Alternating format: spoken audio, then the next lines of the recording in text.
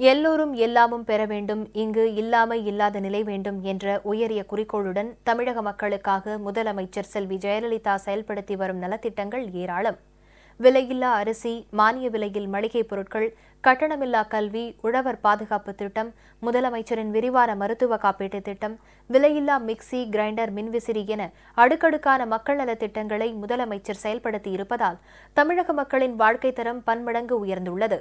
கடந்த 2014ஆம் ஆண்டு ஜூன் மாதம் 30ஆம் நாள் திருச்சிராப்பள்ளி மாவட்டம் ஸ்ரீரங்கம் சட்டமன்ற தொகுதியில் நடைபெற்ற அரசு விழாவில் தமது தலைமையிலான தமிழக அரசின் மக்கள் நலத் திட்டங்களை பட்டியலிட்டு முதலமைச்சர் செல்வி ஜெயலலிதா ஆற்றிய எழுச்சி பேருரை தமிழக மக்கள் மீது முதலமைச்சர் கொண்டுள்ள அளவற்ற அக்கறையை தெள்ளத் தெளிவாக எடுத்துக்காட்டுகிறது.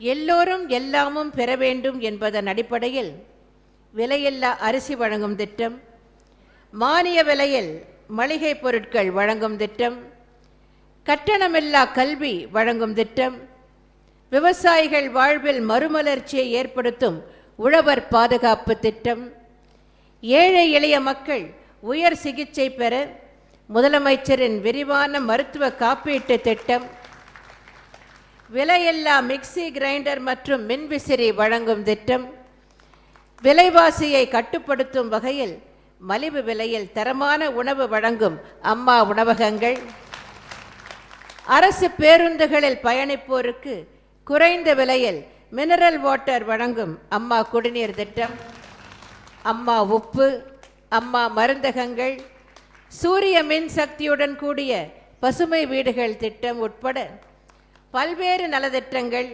செயல்படுத்தப்பட்டு வருகின்றன. தமிழக மக்களின் ஜீவாதார பிரச்சனையாக விளங்கும் காவேரி நதிநீர் பிரச்சனையில் காவேரி நடுவர் மன்றத்தின் இறுதி ஆணையை உச்சநீதிமன்றம் மூலம் போராடி மத்திய அரசிதழில் வெளியிடச் செய்து தமிழக மக்களின் உரிமையை நான் நிலைநாட்டியுள்ளேன். எனது ஆட்சியில் நிகழ்த்தப்பட்ட சாதனைகளை முன்னிறுத்தியும் செய்யப்போகும் சாதனைகளை எடுத்து கூறியும் மக்களவை தேர்தலில் நான் உங்களிடம் வாக்கு சேகரித்தேன். ஆனால் எதிரணியினரோ பொய் பிரச்சாரங்களை மேற்கொண்டனர், என்னை வசைபாடினர், என் மீதும் எனது அரசின் மீதும் புழுதி வாரி இறைத்தனர். இறுதியில் எனக்கும் மக்களாகிய உங்களுக்கும் இடையே உள்ள அன்பு, பாசம், அரவணைப்பு ஆகியவை எதிரணியினரை மண்ணை கவ்வச் செய்தன. முன்னொரு காலத்தில் மன்னர் ஒருவர் ஆட்சி புரிந்து வந்தார். ஒரு நாள் அவர் மனதில் கடவுள் இருக்கும் இடத்திற்கும் நமக்கும் எவ்வளவு தூரம் இருக்கும் என்ற வினா எழுந்தது. உடனே அரசு சபையை கூட்டி அனைவரிடமும் இதற்கான விடையை வினவினார் மன்னர். யாருக்கும் இதற்கான விடை தெரியவில்லை. இதற்கான விடையை தெரிந்து கொள்ள ஊருக்கு வெளியிலிருந்து ஒரு முனிவர் வரவழைக்கப்பட்டார். அந்த முனிவரிடம் கடவுள் எவ்வளவு தூரத்தில் இருக்கிறார் என்பது உங்களுக்கு தெரியுமா என்று வினவினார் மன்னர். அதற்கு அந்த முனிவர் கடவுள் கூப்பிடுகிற தூரத்தில் தான் இருக்கிறார் என்று பதிலளித்தார். அப்படியானால் கடவுளை அழைத்தால் உடனே வந்து விடுவார் அல்லவா என்று கேட்டார் மன்னர். அதற்கு அந்த முனிவர், எந்த இடத்தில் கடவுள் இருப்பதாக நீ நினைக்கிறாயோ அதை பொறுத்தது என்றார். புரியும்படி கூறுங்கள் என்று அந்த மன்னர் கேட்டுக்கொண்டார்.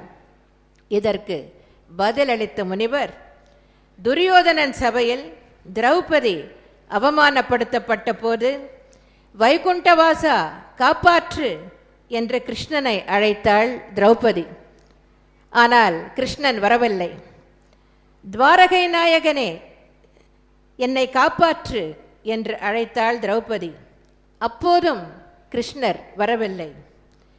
இதயத்தில் இருப்பவனே என்று கடைசியாக அழைத்தாள் திரௌபதி.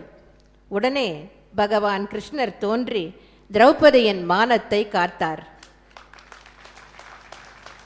கடவுள் எவ்வளவு தொலைவில் இருக்கிறார் என்று நீங்கள் நினைக்கிறீர்களோ அந்த நினைப்பிற்கு தகுந்தவாறு உடனே வந்து கடவுள் அருள் புரிவார். எந்த இடத்தில் இருந்தாலும் உங்களின் குரல் கடவுளுக்கு கேட்கும். உள்ளத்தில் கடவுள் இருப்பதாக நினைத்து அழைத்தால் உடனே வந்து அருள் பாலிப்பார் என மன்னருக்கு விளக்கம் அளித்தார் அந்த முனிவர். கடவுளைப் போலத்தான் மக்களும். அதனால்தான் மக்களின் தீர்ப்பே மகேசன் தீர்ப்பு என்றார் பேரறிஞர் அண்ணா. அப்படியானால் மக்களாகிய நீங்கள்தானே மகேசன்? மகேசனாகிய மக்கள் எப்போதும் என் இதயத்தில் இருக்கிறீர்கள். உங்கள் இதயங்களிலும் நான் என்றென்றும் குடிகொண்டிருக்கிறேன். அதனால்தான் மக்களவை தேர்தலில் எனது தலைமையிலான அனைத்திந்திய அண்ணா திராவிட முன்னேற்ற கழகத்திற்கு அமோகமான வெற்றியை நீங்கள் அளித்தீர்கள். எனது தலைமையிலான ஆட்சிக்கு நற்சான்றிதழ் வழங்கியுள்ளீர்கள். தமிழக மக்களின் கோரிக்கைகளை வென்றெடுக்க அயராது பாடுபடுவேன் என்ற உறுதியை நான் உங்களுக்கு இந்த தருணத்தில் அளிக்க விரும்புகிறேன்.